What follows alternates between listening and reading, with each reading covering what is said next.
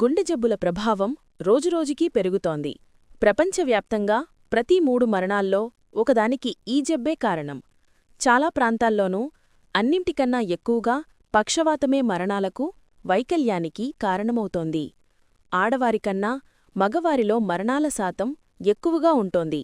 50 ఏళ్లు దాటాక దీని ముప్పు ఎక్కువగా ఉంటోంది. గుండె జబ్బులతో ముడిపడిన మరణాల సంఖ్య వేగంగా పెరుగుతోంది. 1990లో 1.31 కోట్ల మరణాలు సంభవించగా 2023లో ఇది 1.92 కోట్లుగా ఉంది. జనాభా వృద్ధి, వయోభారం, ఊబకాయం, మధుమేహం వంటి రకరకాల మార్గాల వల్ల మరణాలు పెరగటానికి కారణమవుతున్నాయి. 2023లో 24 కోట్ల మంది గుండె వాస్కులార్ డిపాజిట్స్తో ప్రభావితమయ్యారని అంచనా. 2018-2023 మధ్యలో శరీర ఎత్తు, బరువు, పరగడుపున రక్తంలో గ్లూకోజ్ శాతం ఎక్కువగా ఉండటం చాలా వేగంగా పెరిగాయి. ప్రపంచవ్యాప్తంగా ఊబకాయం, మధుమేహం పెరుగుతున్న తీరుకు ఇది అద్దం పడుతోంది.